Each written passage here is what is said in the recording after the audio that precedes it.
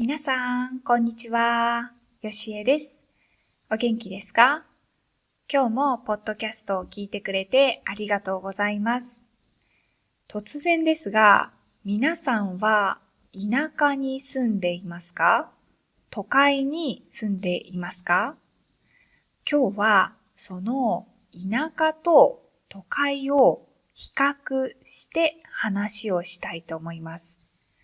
日本の田舎と日本の都会、住むならどっちがいいかという話です。私は今までの人生ですごく田舎に住んだことも、すごく都会に住んだこともどちらもあります。田舎は岐阜県っていう日本の真ん中ら辺にある県なんですけど、岐阜県の中のすごい田舎のところに住んだこともあります。で、大阪に住んだこともあります。でね、東京は住んだことがないんですけど、もう何十回も行っていて、どういう感じの場所かっていうのは分かっています。はい。なので、私の過去の経験からどっちがいいのかっていうのをメリットとデメリットに分けていろんなポイントで話をしたいと思います。で、一番最後に私が田舎か都会かどっちが好きかという話もします。はい。では、まず一つ目のポイントは人の多さですね。皆さんは人が多い場所が好きですか？私はね、もう本当に人が多い場所が嫌いなんですよ。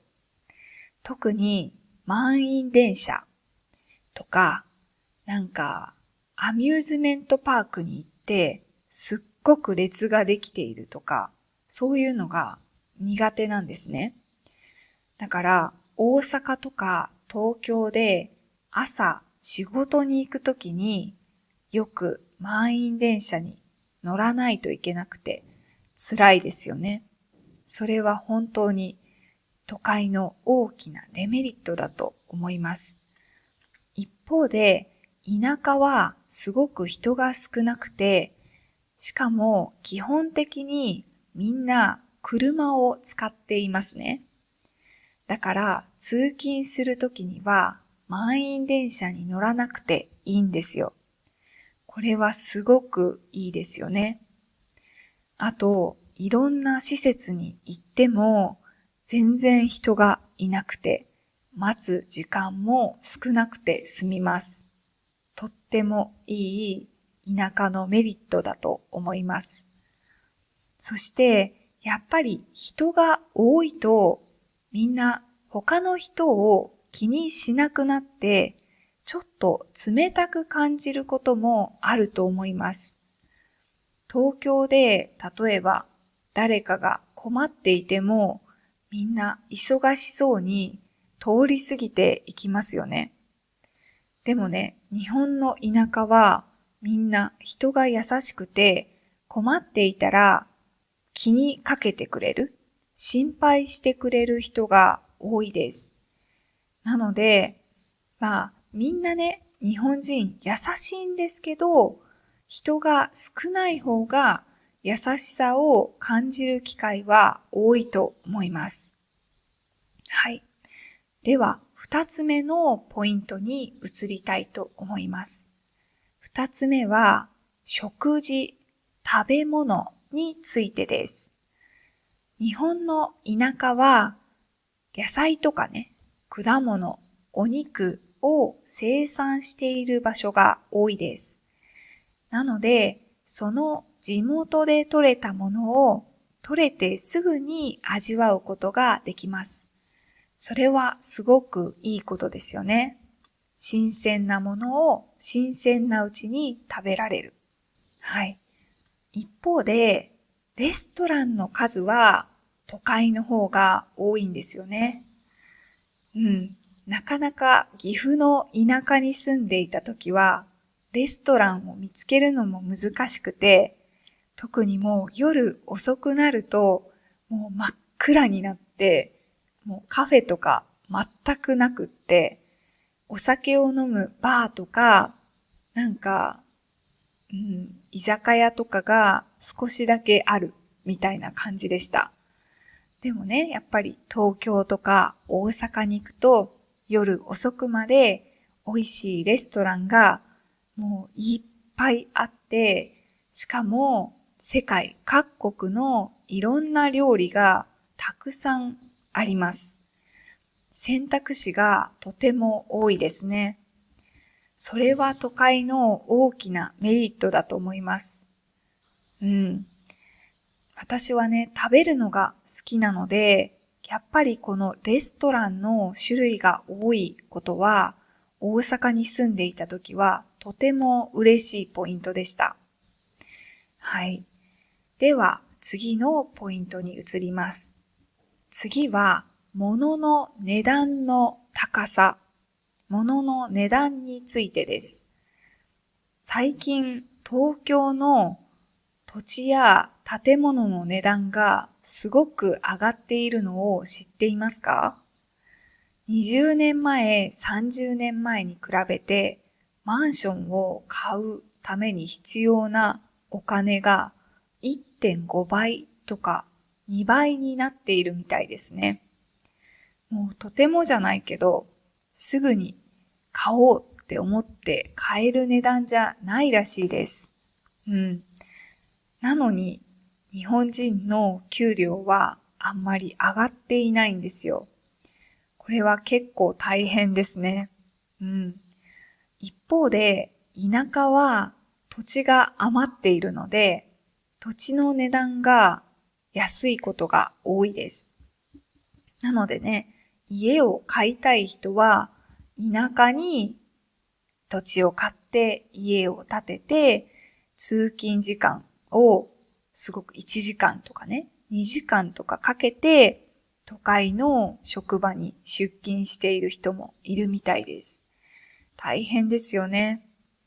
あと、やっぱりレストランとかカフェで食事をするときの値段も都会の方がすごく高いです。はい。なのでやっぱり値段の面ではどうしても田舎がいいですね。はい。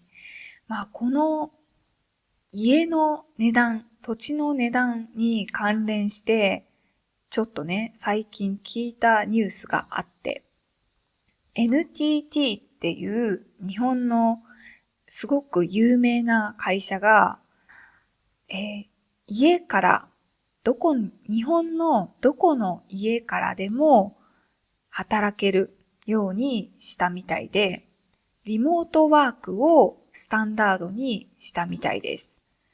なので、例えば、会社が大阪にあって、で、そこからもう隣の隣の県とか、沖縄とかに住んでいても別にいい。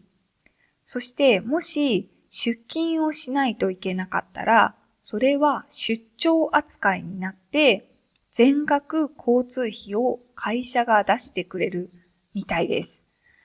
そう。だから、もうその値段が安い家を探して、どこに住んでも別にね、関係ない。いい。そう。この会社のルール、とってもいいと思いました。はい。ね、憧れていた沖縄に住んで、そして出勤するときは全部その交通費が出る。いいなーって思いました。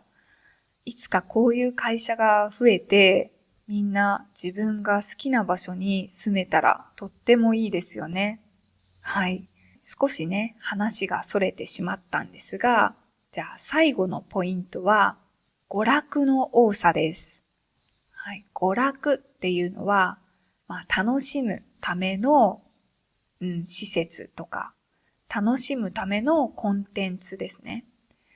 例えば、東京だったら、東京ディズニーランドが、千葉なんですけど、あれは近くにあったり、いろんなね、遊ぶための施設が山ほどありますよね。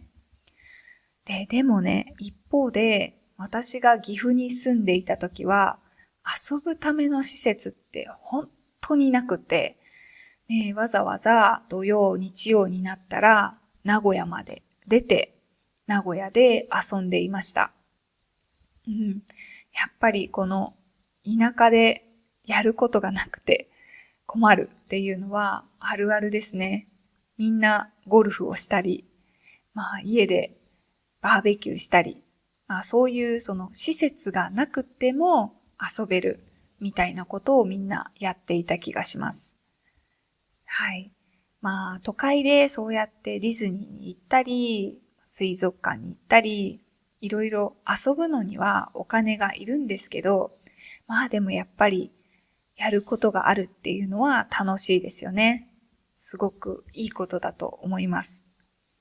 はい。最後に私が田舎に住むのが好きか、都会に住むのが好きかっていうことについて話します。私は絶対に田舎が好きです。はい。もう人が多いのが耐えられなくて、絶対に周りには自然があって静かで人が少ないっていう環境で暮らしたいんですよ。なので、今パラグアイはそんなにね、人がいっぱいいなくて、どこに行ってもそんなにいっぱい人がいるわけではないので、とても快適です。皆さんの住んでいるところは田舎ですか？都会ですか？そして今住んでいるところに満足していますか？よかったらコメントで教えてください。では今日のこのメリット、デメリットとか都会 vs 田舎みたいな感じの話が面白いなと思った方はぜひいいねやチャンネル登録、そしてインスタグラムとか TikTok のフォローもお願いします。ではまた次の動画でお会いしましょう。バイバイ。